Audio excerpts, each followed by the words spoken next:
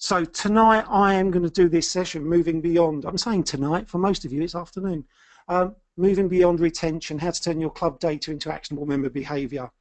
Now, a lot of people will know me from the data analytics work that I do within the business, and as Todd alluded to at the beginning, I do lots of research projects, data analysis, and then report on that. But one of the things that a lot of people don't see me doing is actually the consultancy work with operators and working with staff, helping them to understand how to change member behaviour. Now, my background is that I started as a gym instructor myself and then worked as a personal trainer before going off and studying exercise psychology. And so I've always been interested in how you get people to change their behaviours. Now, a piece of research we did a couple of years ago for an American operator is illustrated here on the screen. It's the extra months of membership that you could expect if you could change certain behaviours of members. And what I wanted to do tonight was just start to explain some of the strategies and tactics that you would apply.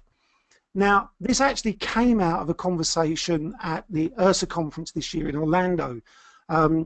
I was sitting in a bar at the hotel. There were the guys from Gold's Gym SoCal there, and Al from Motionsoft, and Todd, and a couple of other people. And they were having a discussion about calling members who hadn't turned up. And one of the things that was mentioned was, oh, we're going to call people and ask them why they haven't been in. And as a psychologist, I said, well, you'd never ring someone and ask them why they hadn't done something, because it actually just reinforces that behaviour. And so what I wanted to do tonight was just show you some of the things you can start to do and actually challenge some of the things we already do within the industry if we really want to tackle retention and reduce attrition. So you can see here on this first slide that, you know, if someone completes a gym induction of some type, or a club orientation, they're likely to add about 7 extra months of membership to what would the standard membership would be.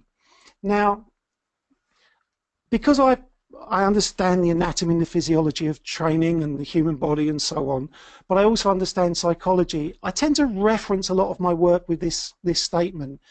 If you don't get their head, you won't get their body. It's their head that makes the decision to come and work out today. It's their head that decides whether they are interested in training. It's the amount of effort they put in comes firstly from their head, and when they quit, it comes from their head before anything to do with their body. Now, one of the things we need to think about doing is taking people outside of their comfort zones. Now, if you're going to take someone outside of their comfort zone, what you need to do is take them a little bit out of their comfort zone. You're not looking to make massive changes right at the beginning. Particularly for new exercisers, people who've never used our facilities before, which is actually becoming less people as time goes on. Lots and lots of people have been members of clubs. But there's a lot of anxiety in using a health club or a leisure facility or even a country club for the first time. There's all the anxiety around making a fool of yourself, looking out of place, not being able to do what everybody else appears to be doing. And what we have to be really careful of is that when we start introducing people, we don't overwhelm them and take them so far out of their comfort zone that they actually just reject the whole offer.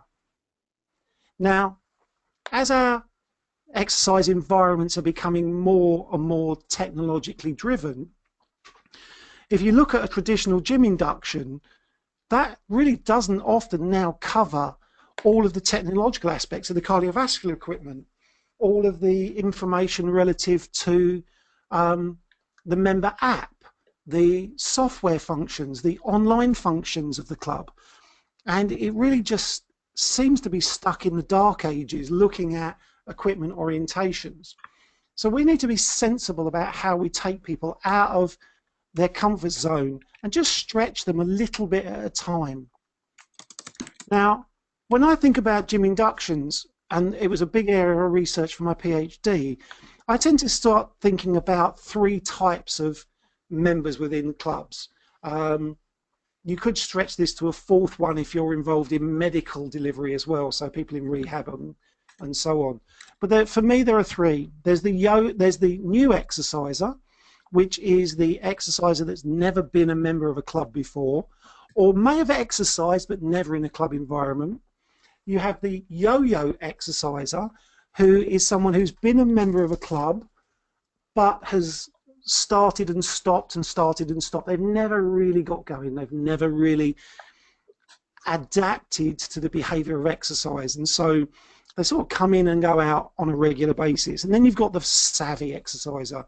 Probably everybody sitting on this webinar tonight or today is at least some level of savvy exerciser.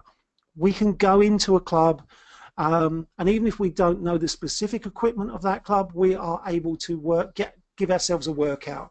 We can find enough equipment to challenge our bodies and come out at the end of a 1-hour session saying, yeah, I got a workout there. But the savvy exerciser is also now beginning to really start to differentiate themselves. And I want to just highlight three groups. One I'm going to refer to as the fit gen. Another one is the wealthy, and there's the strong and sexy. Now, if you think about the fit generation, 25 to 35-year-old women who are really building up their own identity of who they are, and they like to do a lot of varied types of exercise, both in and outside of traditional health club environments. Now, if you think about this generation, I would ask the question, first of all, how does the current gym induction process equate to them? What does it do? Does it represent what they're looking for from a health club environment? Is it tailored to them, or is it a one-size-fits-all? If you look at what I'm referring to as the wealthy, these are slightly older women, sometimes men as well, but these are the ones who are more interested in the mindfulness. They're more interested in their mind-body activities, their yoga, their Pilates. And again, the question is, does the standard gym induction or club orientation do anything to enhance their experience? And then if you take the strong women group, again, it's a broader range in terms of age, but these are the women now that have adapted to the idea of training with heavy weights, because creating the physiques that they want, they can do that with traditional free weights, Olympic bars, and the like. Now, if you think about the standard gym induction, it tends to focus on, here's the cardiovascular equipment, here's your resistance machines, here's a basic exercise program. What does that do for your savvy exerciser? Do you even have a process to help them in your exercise environment? Because while they're savvy, they still have all the anxieties that the yo-yo exerciser will have. So if I go into a club in Baltimore when I'm over next and I'm looking to work out, I'll look around the club and I'll think, okay, I know that equipment, I know that equipment. And what we need to really consider is, are we actually just providing outdated processes to more modern approaches to exercise? And I think we really need to step back and look at that. Now, I was fortunate that when I did my PhD, we were in perhaps what I'll call a more simpler time. There were a lot less technology around, so the instruction or the inductions didn't require so much technical teaching of the cardiovascular equipment, and we certainly didn't have as much functional equipment hanging around. But when we looked at trying to improve the length of time people stayed within clubs, what we decided to do was, instead of just teaching them more equipment, we would apply behavioral change psychology. And what you see in this graph is, on the blue line, the lower line, people who had a standard 1-hour gym induction, which was a bit of a health and wellness questionnaire, a wants and needs analysis, a bit of goal setting, and then some orientation to the equipment, both cardiovascular and resistance machines. And they probably had a program card written for them on a piece of card that they would carry around the gym with them. The red line represents a group that also had that same experience. But over the first 4 weeks, they also had an additional session of support while on the gym floor related to exercise psychology, changing their mindset and creating an environment that they were comfortable being in. We did additional goal setting. We looked at the barriers to exercise, their motives to exercise. And what we were able to do was we were actually able to increase the length of stay by an additional 7 months.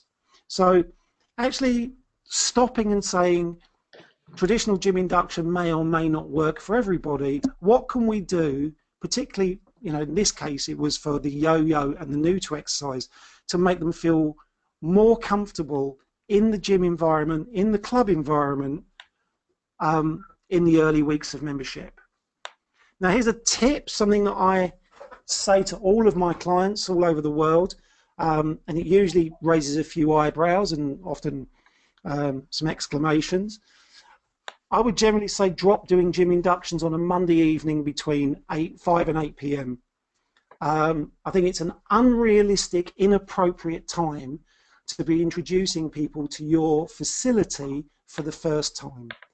Now, my reasoning for this: Monday night, 5 till 8, might be slightly different times wherever your club is likely to be the busiest time of the week.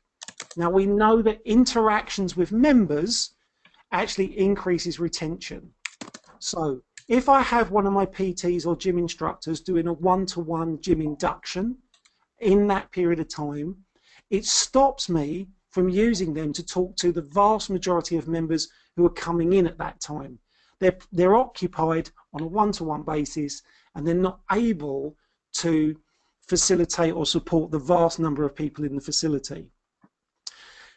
The PT or gym instructor will also struggle to get on all of the equipment they want to get on because it's occupied because the club is busy. So they get frustrated and end up just pulling a program together of sometimes inappropriate exercises, not because of lack of knowledge, but just because of lack of access to equipment. And the new exerciser is intimidated by the busyness of the facility. They need to, you know, they're in there, they're anxious already, and they're probably spending more time talking to themselves in their head than they are actually listening to the person doing their induction.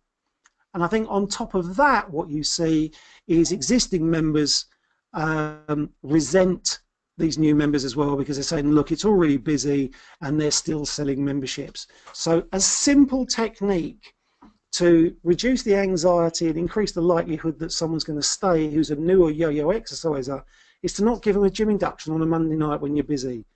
I'd suggest, or in fact, I say to my clients, look, just don't even offer them at all. And if someone says, well, I want an induction at 6 o'clock on a Monday, say, we haven't got any, we don't do them then. And then explain the reason that actually you spend most of your time on a Monday night supporting your existing members, and you do, and these are the times when you do have inductions. This will upset people as well. I'd quit testing people at the start, particularly new and yo-yo exercisers. Most of the research that I've done around, and I've confined around fitness testing and exercise adherence and exercise retention, shows little relationship with improving the experience. And in sometimes there are some research projects that I've seen that people have actually quit faster when they've been tested. And the reason for that is we highlight their inadequacies. And it's not that I'm anti-fitness testing, I'm really not. But the way in which we feed back that someone's unfit or tell them the results of their assessments is usually really poor. So I think we should actually spend most of our time building people's confidence and their competence, their ability to exercise in the environment. If you think of driver education, the first time you got into a car, you wouldn't do a test. They wouldn't test you. They just start by giving you basic activities to do and build you up your confidence and your competence. Testing people really early on is what we're interested in, and I think in lots of cases it turns staff on, it doesn't turn members on. It is almost a self-indulgent activity as opposed to something that's really useful to the business. Now, if we want to drive visits, then we need to be using our data to understand what's actually going on within our clubs. Now, here's a piece of data based on 4 clubs that I did some analysis on, and what I was looking at was the number of visits someone had in their first month of membership. So we've got the 5 columns, which is no visits, less than 1, 1 to 3, 3 to 6, more than 6. And what you can see here is that over 50% of the members made less than 1 visit per month in their first month of membership. Now, that would suggest to me, and when I was looking at this club's processes and procedures, that actually what they were doing was all designed around what they wanted to deliver, and actually didn't build this concept of confidence and competence in the member. It was lots of nutritional assessment, lots of analytics of analysis of the body composition, functional strength testing and things like that, all of which have their place, but actually it's quite overwhelming for someone who's new to exercise to experience most of that, and the results are always going to be poor. They're never going to get good results from these first round of tests or assessments.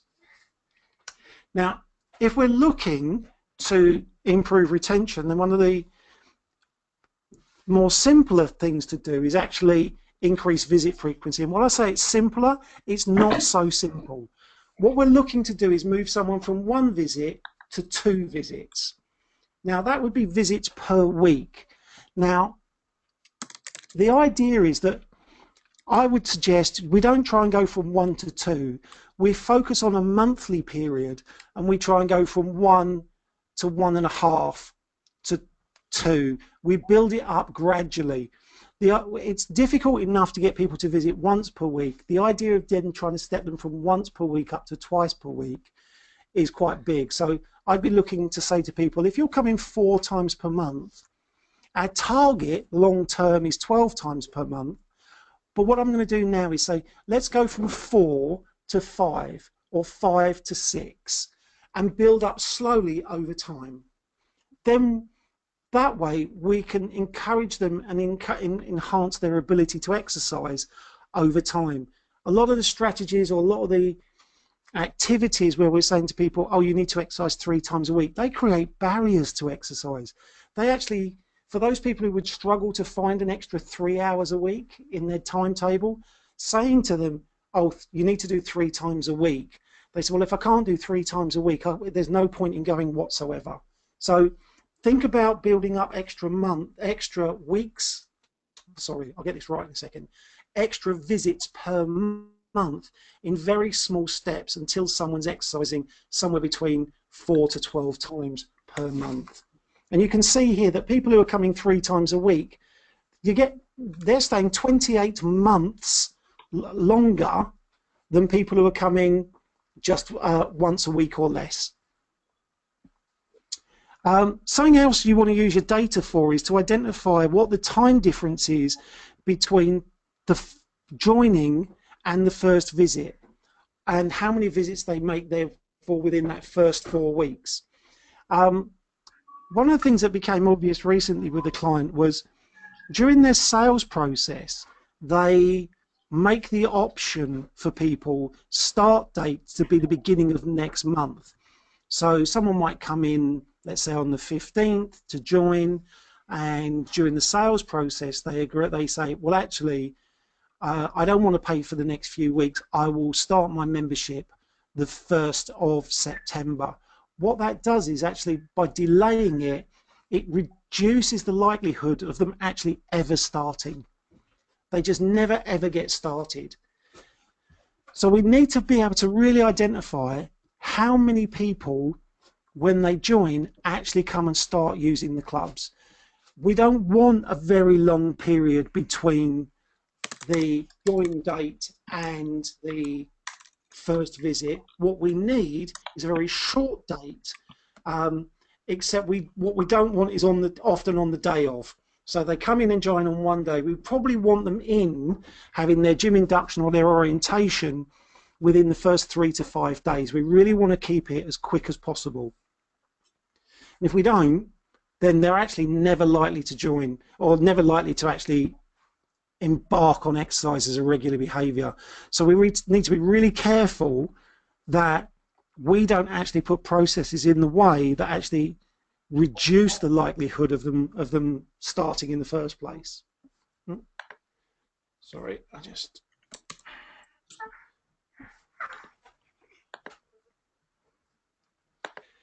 the next thing we want to consider is interactions,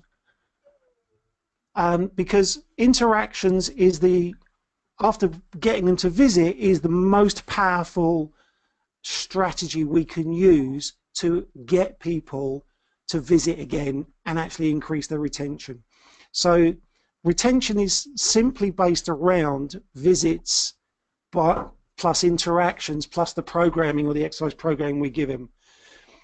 Now, recently was able to do a piece of research on about 8,000 members. Now, we were able to track their the types of interactions that they'd had with the staff. So we were using software that allowed us to track those interactions. And under the type, what you see is my coding for those interactions, and then you've got the description, and then the risk, the reduction of risk for each interaction. So the reduction of risk is the reduction of them likely to quit. So if you interact with all your members, just anybody who comes through the door, and I'm not talking about at front of house reception, I'm talking about in the place where they're actually going to be active, so in the Group X studio or in the functional space or on the gym floor, somewhere where they're actually going to be active, you just by talking to everybody, you reduce the risk of them cancelling by 11%. If you interact with people who are high risk, and these are people who are usually visiting less than 4 times per month, so they're on 1 a week type interactions, then you can reduce that risk of them cancelling by about 18%. If we measure the effectiveness, and the effectiveness was that the member valued the interaction, then again we reduce the likelihood of them cancelling by 22%. Then it really starts to jump up. If we do these interactions with high risk members, and we get, or all members, and sorry, if we interact with all members and get a, sorry, I've got myself, IHRC7M, if we interact with high risk members and get them to make a commitment to to a type of action, and we get them, and one of those actions might be, they might say, yes, I'll be in again next week. That jumps up to 25, where we reduce the risk of them cancelling by 25%. If they make that commitment and then they show up, reduces the cancellation risk by 72%. That's phenomenal. So what we're looking to do is do types of interactions that members find effective, find useful, that require them to make some commitment to a particular behavior and then carry out that behavior. Now, the simplest one to observe would be something like visits. So if I'm with you today and you're working out and I say, when are you in next? And you say, well, today's Thursday, I'll probably be in Saturday morning. And then you actually do come in on the Saturday morning, the likelihood of you cancelling is reduced by 72%. That's huge. Now, the challenge is that a lot of our staff don't have those types of conversations, and actually you can't, what we're finding is by testing in other environments, you can't just go straight to someone you've never spoken to and have that type of conversation and make it effective. You have to layer up from more general rapport building conversations through to conversations that establish trust from the PT and the gym instructor in the part of the member. Then you can move on to these more high commitment type interactions. So talking to members and the types of conversations you have can be really, really important. Now, on this slide, it shows the proportion of members at each site who received at least one of those interactions. Now, the interactions that were most effective at keeping members were actually the ones that were done least. There were lots of conversations that were very general, so they were very general in terms of who they spoke to, but also very general in terms of the content of the interaction. And if you can make your interactions much more specific to the individual, then you can have a much greater impact on keeping them exercise. Now, what you see here is a slide from Reunify. Reunify is a piece of software that helps you understand your member behavior. It's a machine learning program that produces outputs that tell you both the value of a member in terms of finance, but also their risk of cancelling. Now, there are other softwares of similar types, but this one actually learns the behavior of the individual rather than applying an algorithm to the entire membership. And I particularly like this, and I'm going to be using this a lot with my clients going forward. And what you can see here is an example. This is Susan Harris. It tells us that her risk is medium, that her value is medium, and we can look at her visit frequency over the last 5 weeks and look at how often she's visiting. What it also does, though, is it can, because of the way it gathers its data, it tells me that her interests are aquatics, personal training and weight loss. In terms of her persona, which is a bit like the personas I showed you earlier in terms of the wealthy and the strong sexy groups, those types of things, that she is a spender, she's fashionable, she's into beauty, and she's a movie buff. We know that her last visit, although this is just a slide deck, August 23rd, 2015, and her risk level just changed from low to medium, and that's probably because of her visit frequency and the gap since her last visit. Now, if I already know those things are of interest to her, these are types of conversations I can have with her. So I can be more decisive about who I talk to. So when I look down the tablet on the left-hand side, I can see who's high risk, who's low risk, and intervene with those who I think are most appropriate to intervene with. So if I've got a limited resource in terms of staff, and I'm saying to a PT, I need you to interact with members, rather than them interacting with all the low risk people they already talk to, I can direct them to interact with the most high risk individuals. Now, if there are several high risk individuals, I could then, if I wanted to, say, right, actually Susan's of greater value than George. What I want you to do is, in that situation, because of the limited time, I want you to interact with the person who's of most value. Now, that allows us to plan, to have the right interactions and talk and actually act out the behaviors that we want from the staff. So that allows the staff to help the member, but we can also have the staff member management, so we can manage our staff more effectively. So we can look at which of our staff are having the greatest number of interactions. We can see who's being most effective. We can come up with our business standard KPIs so that we can say this is the number of interactions I would expect you to make in a peak hour. This is the number of interactions I'd expect you to make in an off-peak hour. You can see from here how many members have actually visited, and then you can see also how many people have interacted with.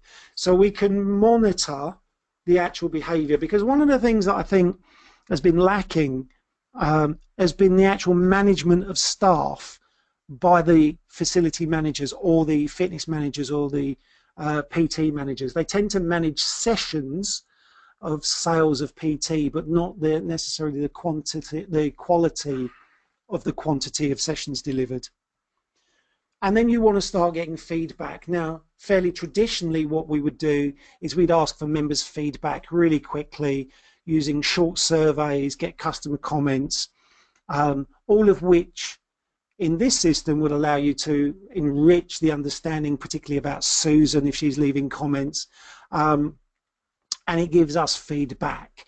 Now, the other thing I think we need to consider is the opposite way around. What feedback are we giving to our customers? So we're all delighted that we've now got technology solutions that get us feedback from the members. but where in the process are we feeding back to the member? Now, if you look at exercise adherence and exercise psychology and even through into sports psychology, if you want to increase someone's performance, there are 4 areas you can feed back on. In fact, coaches, really effective coaches, only feed back on 4 particular areas. One is technique, one is the effort, achievement, which could be progress, and the one could be behavior, because a behavior might be you've shifted from 1 visit a week to 2 visits a week.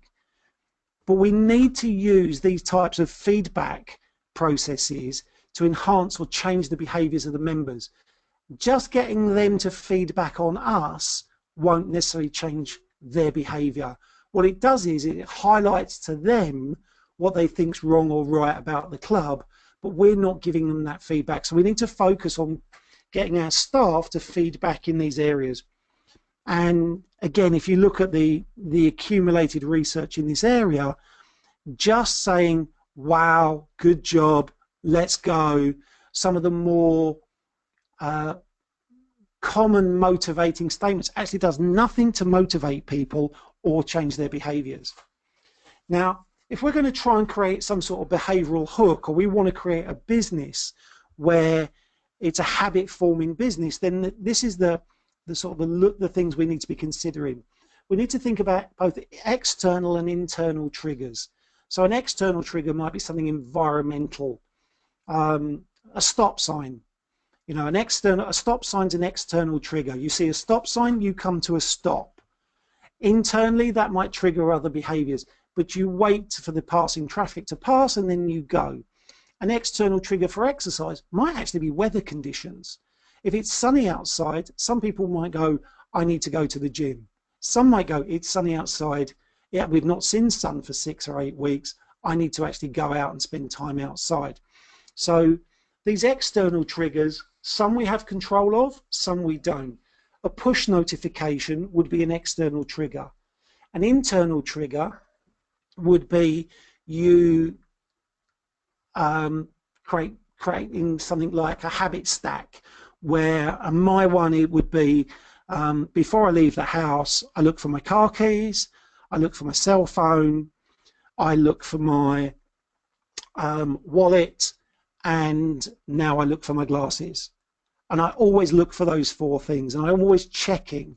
So that's an internal trigger, and actually I don't think about that so much anymore. I just go, where are my glasses, where are my wallet, where's my keys, where's my cell phone, got those 4, then leave. So we have both internal and external triggers. We want to recognize people's time and effort and their skill development. Those of you tuning into this now, some of you will be Android users, some of you will be Apple users. What I've noticed is that if I now go and try and use an Android phone, I've been using an iPhone for probably the last 5 or 6 years, I almost don't understand how they work. The screens don't make sense to me because I've put so much time and effort into learning my Apple products, where the Androids have gone off in a slightly different direction. Yeah, I can make a basic call, but I struggle to access files. I struggle to understand how I might get on the internet. And what we're finding is people are designing now their products so that over time you become more accustomed to that product, and you've invested so much time in learning it, you actually become reluctant to change products. That can also be true in health clubs, where we are training people to become very, very comfortable in their exercise environment. Now, we want to do the physical and the psychological relational move, which is making people feel confident and comfortable. And then we're going to try and improve their behavioral adherence. And if we feed back on their behaviors, particularly positive behaviors, it's reinforcing, and the reward that they get is a sense of achievement. The reward we get is extra weeks, months, and years of membership. Now, when we want to change people's behavior, we need to think about where they fit within the behavioral grid. Now, across the top, what you're going to see is new behaviors that are unfamiliar, familiar behaviors, maybe increase behaviors, intensity or duration. And there are some behaviors you might want to decrease. Now, if you look at a lot of the behavior change models that exist in psychology, the vast majority of them are designed to be applied to people to stop doing something. So give up alcohol, give up overeating, give up abusive behaviors, and so on. Very few psychological models are designed around getting people to start new behaviors. So if we look at a lot of the old models, they don't really work for exercise and physical activity, because what we're asking people to do is take up a new behavior rather than stop an old behavior. The old behavior we could apply would be being physically inactive, but you very rarely hear someone say, I've given up sitting on the couch, now I go to the gym. They talk about the behavior that they've taken up. Now, the simplest thing to do is get someone to do the new behavior once. Once we have that established, that they've come and they've tried, we can then use that as almost like a wedge into their psyche. So someone says, oh, I've never been an exerciser. We get them to come to a special event where they try, a one-off time, a gym event, a special event on a weekend, an outreach program. Now they've tried it. Now we can start talking about, well, now you've done that one time, why don't we talk about you doing it for a period of time, and actually set a short period of time for them to do it for. If we start someone off by saying, okay, let's see how many exercise sessions you might fit in this month. That has a beginning and a start date, and we're not actually setting a total number that they must achieve. We're not going to say, let's see if you can do 12 sessions. We want to get them started just doing some of the behavior for some of the time. It's baby steps, it's little, it's just getting them to move on a little bit and a little bit more. Once they've been successful at that, they can continue to do that behavior from now on. And in fact, where that really tends to move them to is actually doing what they now consider to be a familiar behavior over a period of time, something regular. Now, I tend to sit in the school of, if someone wants to come in and run on the treadmill and do 5 miles on a treadmill 3 times a week, and that's all they ever want to do, just let them do it, because that's what they like doing. I don't feel the need anymore to try and get them to go from 5 to 6 or 6 to 7. If I've already got the behavior that I want, which is regular visits and regular activity, then I might leave them with that. Now, to move them on from doing that behavior for a period of time, again, it's doing it from now on. And then you might consider moving them to increase the activity, but only if they want to.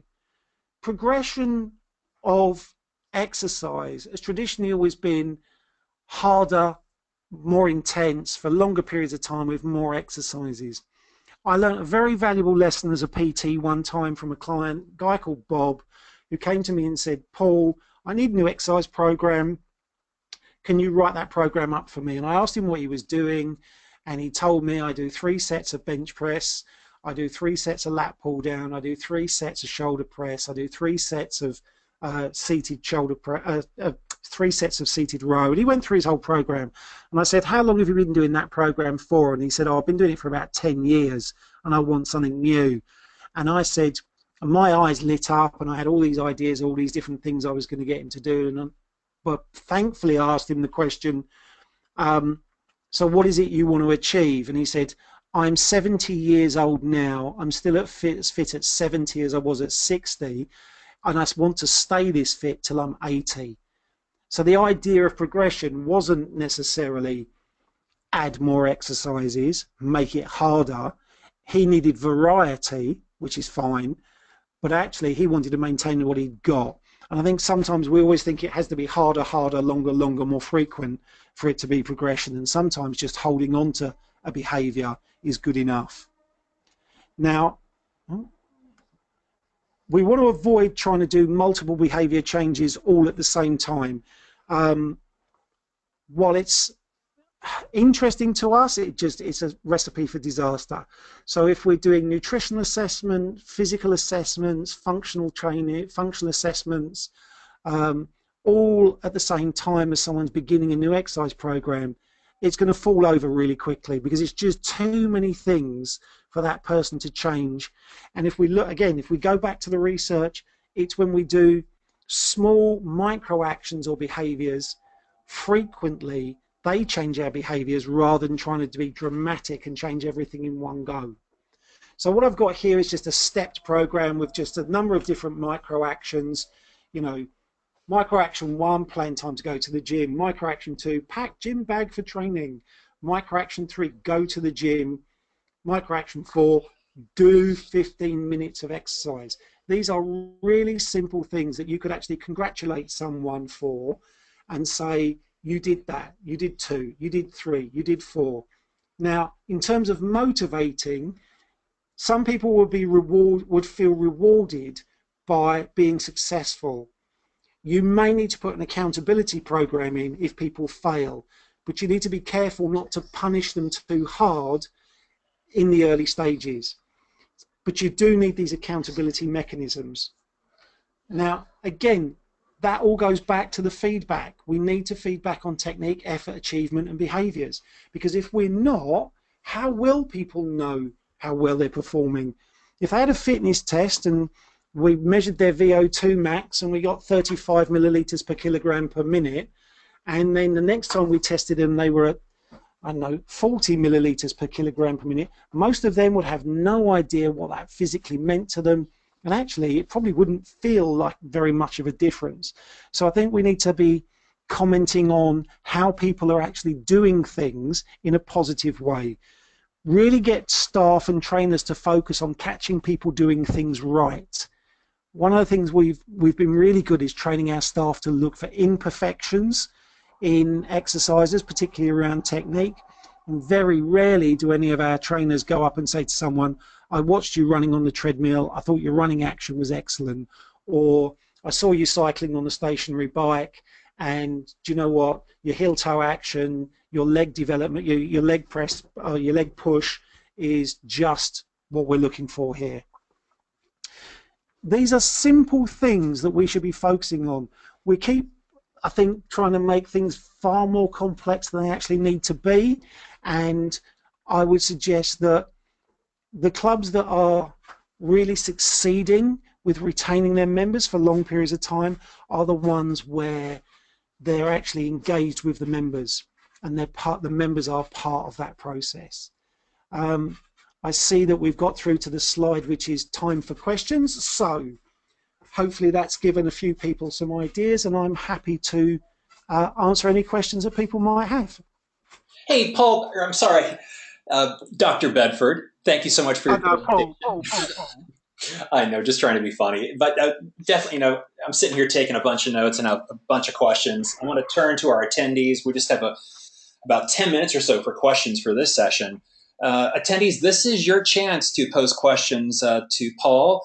Please use the question interface in the control panel, and I'll kind of kick things off as folks are composing their questions. And maybe if we could start just by having you kind of explain the difference between retention and attrition. Okay, so when I'm working with my clients, retention is about how long people stay within a club. Now, I normally say to people there are 3 phases of a membership. Phase 1 is the joining phase. Phase 2 is the period that they stay, and phase 3 is when they leave. So phase 1, join, that's your sale. Phase 2, how long they stay, that's your retention. And your attrition is when they leave. So the opposite of attrition is actually your sales process, because you're measuring how many join and how many leave. I'm not of the school of thought that attrition is the opposite of retention. Retention is just measured in months, and attrition is measured in people. So retention is how long they stay, attrition is how many people quit. And my advice to everybody is measure it in people, not in percentages. Don't convert anything into a percentage for measuring attrition. And I tend to use attrition as a secondary measure. It's not a primary measure with my clients and the work that we do. We do keep track of it, but it's a secondary measure. Gotcha. Thanks, Paul. I've got a statement and a question from Taff. And Taff, thank you for joining us again here for the Motionsoft Technology Summit webinar series. First off from Taff, Paul is, hey, great stuff. I love this presentation. His question is, how does this scale? Um, I'm not sure. I'm not sure I fully understand the question. I sort of get a sense of it, but I probably need a bit more than that. Um, Let's say you're a club operator with one club and you kind of want to dip your toe in the water. yeah, What data points, what outcomes are you looking for initially to kind of expand this to your other clubs? Or even if you're a smaller club operator and you only have one location, yeah, where do you start in terms of either assessing data points? What data points do you assess? How yeah, do you kind of dip your toe in the water to get things going so you can scale across your own club or multiple? yeah. Okay. The first thing I would do, particularly for like single site operators, and if they're particularly if they're not too familiar with doing data analytics or drawing information from software systems, um, get someone from the sort of more senior management team, or but certainly not one of the exercise teachers, to stand in reception of the club, and when people leave, ask them, on your visit today, did you get spoken to by a member of staff? And literally do a gate survey and see how many people got spoken to while they were in their exercise environment and how many people didn't. That'll give you a sense then of actually what level of interactions are going on. Now, even if someone did get spoken to, but says they didn't, what they're generally suggesting is they don't remember being spoken to, so the interaction was ineffective. So I'd start with just trying to find out how often do the staff currently speak to the members. Then I'd take that information, I'd gather that over a week's period at different times, and I'd go back to the staff and say, this is what our members are saying in terms of the number of interactions. So the first thing we're going to do is we're going to try and up the number of interactions with members, just generally, without it trying to change their behavior. Let's just get them used to the fact we're going to talk to more of them. Then I'd set a KPI, and I'd start with something like 6 per hour, which may seem very, very low, but I might say to an instructor on the gym floor or a PT covering the gym floor, over the next hour, I want you to have 6 interactions, but I want you to have 6 interactions with people you don't know. That would usually scale up over about a 6-week period to about 400 or 500 people, depending on how many hours they were doing per week. But very, very quickly, the number of people that you can interact with goes up, and then you start looking at the next performance measure. So you might go back and redo this, the basic study of surveying, and then say, okay, our next task is to step up. Now I'm working with operators, of various operators across the world, and Marriott Hotels, who I worked with for an extended period of time here in Europe, we were doing this over 147 sites in 9 different countries. So culturally, there are a few challenges, but you can start to apply this. But I'd start small. Most people want to jump in and try and do the really advanced stuff, the behavioral change conversations now, where actually the members aren't even ready to have a conversation because they're not used to talking to the staff. Awesome. Thanks, Paul. I've got a question from Stuart. What evidence have you seen of impact of extrinsic rewards on behavior changes versus intrinsic rewards, i.e. cash rewarded products like balance, high motive, etc., as opposed to kudos on Strava? You get external rewards tends to be for new exercisers in the first 6 to 8 weeks. After that, it actually becomes less effective. To make it more effective, the rewards perhaps need to be less obvious and at irregular times. So an example would be one of my clients, when someone hits 13 workouts, they get a call from the manager and they get a gift card. Now, they never tell the members that they're going to get this gift card after 13 workouts because they want it to be a surprise. And the external rewards seem to work better in the first 4 weeks if it's when you tell them, but after 4 weeks it's when you don't tell them. But you can set them at milestones, so you can set your CRM systems up to congratulate them for a certain number of workouts, which has a reward attributed to it. Some famous studies done on paying people to exercise have pretty much shown that it has no impact. So giving monetary rewards to people to say, if you exercise, we'll give you X amount of money, didn't work.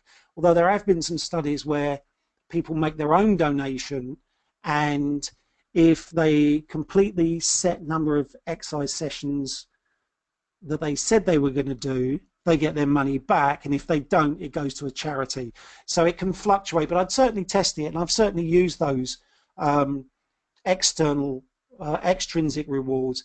Intrinsic tends to kick in once people get a sense of achievement. So once they actually start to feel confident and competent, then exercise in itself becomes a reward.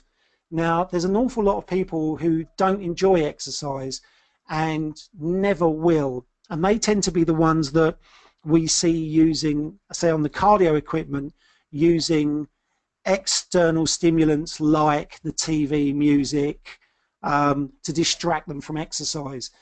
People who are intrinsically motivated by exercise don't tend to need that when they exercise. They're more likely to keep the screens on cardio equipment based on distance, speeds, calories burned, just as a measure of their performance.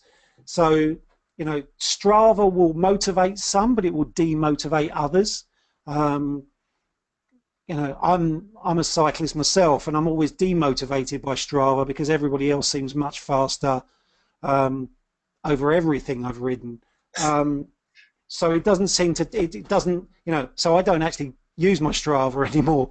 And the same with Map My Ride and some other activities.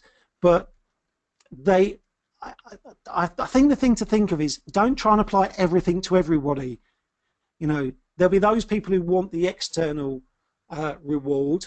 There'll be those people who are just like the fun of doing it. I would say the people who are doing things like Tough Mudder and Spartan Run and the rat races, they're intrinsically rewarded for their efforts. They get fun from doing it. They don't need external rewards. Hey, Paul, I have a question from Mark, and it's related to staff training and engagement and adoption. Yeah. What's the best way to integrate these systems to motivate staff to look after members when they're not used to doing this? Mark, the first thing I would say is perhaps look at your recruitment process and who you recruit. Now, I don't mean to be flippant, but sometimes we recruit technically the most qualified, but actually interpersonally the least qualified. So working on the assumption you can't change your staff, I would start with small tasks. And I would direct them almost in the same way a maitre d' or a restaurant manager might direct staff. I would literally stand on the gym floor and say, I need you to do this. See the guy over on the leg press? When he stops pressing and he's in his rest period, go and ask him this question. So you actually get them to do minute tasks. In the same way we're trying to teach members new behaviors, we need to give staff micro behaviors to practice. Maybe it's walk around the gym, get eye contact with everybody and smile and say hello, you know, and then the next time is just go up to people and say, I'm sorry, I don't think we've met before. If you need anything from me, my name's Mark, please give me a shout, and then walk away. So get used to these start breaking down the behaviors you want from your staff into very small, manageable tasks. The easiest way to train staff is through task-related activities. And I use that all the time when I'm teaching interaction training and confidence training. And a lot of it is to do with confidence. People are scared that if they go and speak to somebody that they will die. You know, there's this real fear of rejection. And the part of your brain that lights up when you're rejected is the same part that lights up when you think you're going to die. So it has quite a big impact on your behavior. But if you give people small behaviors to do, then you can move them forward quite quickly. Maybe get 2 members of the gym team walking around introducing the people they do know to the member of staff they don't know. So it's almost like a friend being introduced. Hi Mark, my name's Paul. Can I introduce you to Todd? He's one of my colleagues. It takes away the pressure. So very small task-orientated activities. But don't beat them up with a stick because they weren't trained to do it, but we always assume that they can do it naturally, and a lot of people can't do it naturally. Hey, Paul, let me echo Robin's feedback. Hey, I appreciate all the value you bring to us, Paul. Definitely. I've taken so many notes and have a bunch more questions to ask, but we're getting to that cutoff time Yeah. here. And I want to pose Robin's question, which is regarding the number of visits per month. Which Yeah. process tools are good ways to improve this? Which are the good, what, to improve member visits per month? I would start by giving them ranges to achieve rather than absolutes. And what I mean by that is I'd say to the person, how many sessions are you currently achieving per month? And if they say, well, I'm probably getting in once, 4 times a month, say, well, look, next month, let's see if we can move you from 4 to somewhere between 4 and 6. That way, if they carry on doing what they're doing, they've still been successful at a very basic level. If they do 5 or 6 visits, they've moved up. If they do more than that, they'll be even more comfortable. But always offer a range, never an absolute. So I wouldn't say to them, oh, let's see if we can move you from 4 to 6. Because if they do 5, in their mind, they might feel like they failed because they didn't do 6, even though they did more than they did the month before.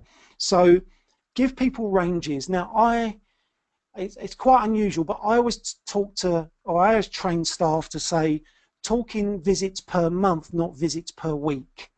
So you're talking about attending 4 to 12 times per month, not 1 to 3 times per week. And the reason that is, it's more manageable, particularly as people's, their schedules and their timetables and their diaries will have all these other activities already in them that they need to negotiate around in order to get to the gym.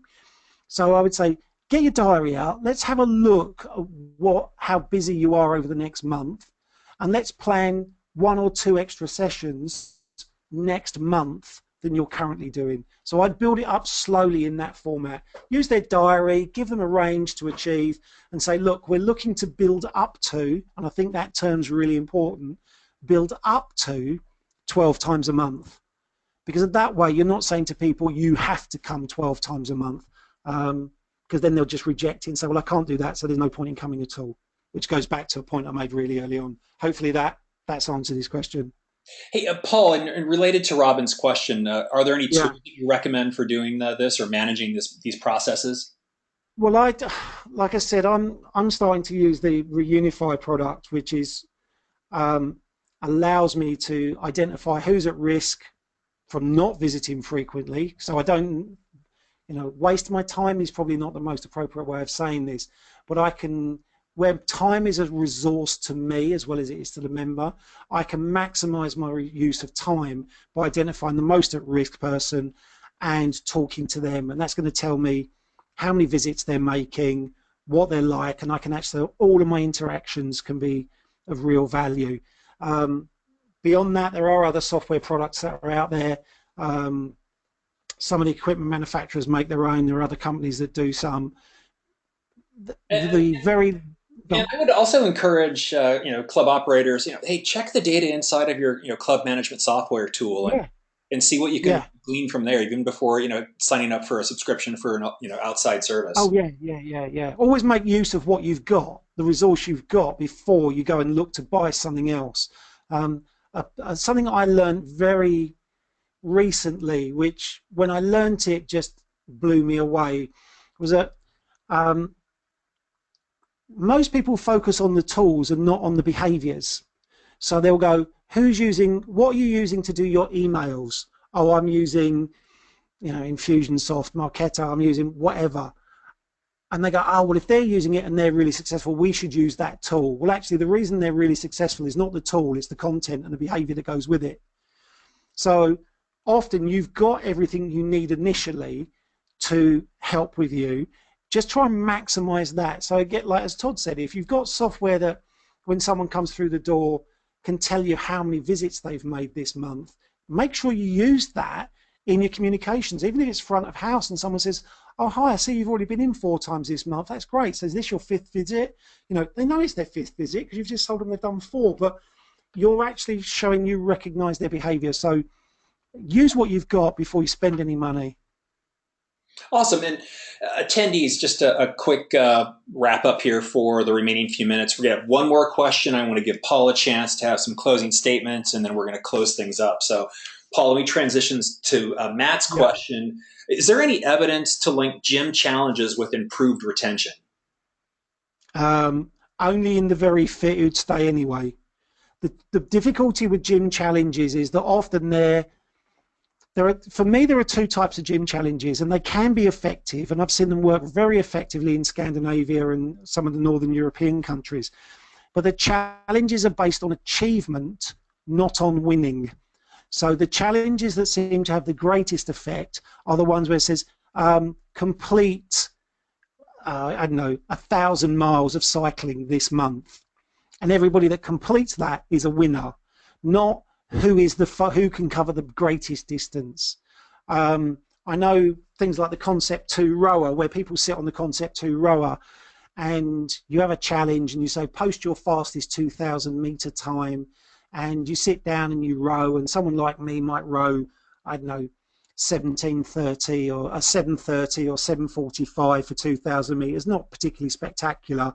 And I think I've got a really good time, and I'm quite pleased. And then another member comes in and does a 5:12, completely smashes it, and is always the person that wins because they used to row collegiately, and that demoralizes me about my performance. So gym challenges work more effectively when they're an achievement challenge than rather they are a scaled challenge where I can win, or if I'm second, I'm the first loser. And you probably will need to mix that up a bit. Awesome. Paul, any final thoughts here, either on your driving test example and how clubs should assess a member's fitness? When do you do that?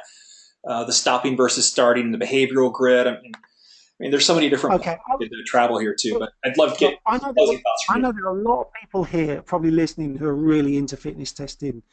And as I said, I'm not anti-fitness testing. I just think sometimes the way we present the results are really poor.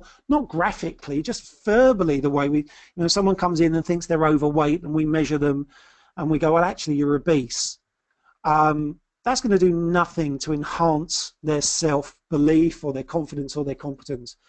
Maybe just start by benchmarking. And what I mean by that is give them things to do for their exercise program and write that down and record what they did in their first session. Just use it as a benchmark. After 10 or 12 sessions, get them to do that session again. Now, if they've been exercising for 12 sessions, and that's been in a reasonably short period of time, they would have made fitness improvements. And let's say they only managed 10 minutes on the treadmill to start with, but after 12 sessions, they're now doing 20 minutes. You get them to do 10 minutes and go, stop. They go, what do you mean stop? So, well, no, I want you to stop, you're done. And then just reiterate to them, look, this is where you were 12 sessions ago. This is as much as you could manage. Because one of the things we lose track of when we do exercise on a regular basis is how our fitness has changed over time. So I would benchmark people against themselves in the first workout just to see where they're at. I wouldn't push them too hard. And then I'd get them to repeat that first workout out after about 12 sessions just to show them what they've achieved, how far they've come. And also remember that visiting and learning the exercise is an achievement. I think we forget. I think we put everything on the, can they lift more? Are they leaner? Is their body fat percentage down? Have we changed their VO2 max? Actually coming in is an achievement. Actually learning the skills of exercise is an achievement, and we need to feed back that and recognize that more frequently. I would say that was if you're going to do anything, just start with that. Hey, what a great way to end our session today. Paul, thank you so much for joining us. And I think if I've learned anything here, we need to go at least for an hour and a half. An hour just ain't going to cut it. Sorry. Hey, attendees, this is going to conclude our session. If you're interested in coming to the summit, there's really just a handful of tickets left. I mean, the event's going to sell out. We're 4 weeks out, and I'm guessing next week we're going to put up the sold out sign. So if you'd like to go, drop me a note and we can chat more. Paul, thank you again for joining us. This will conclude our session for today's Motionsoft Technology Summit webinar. Have a great day.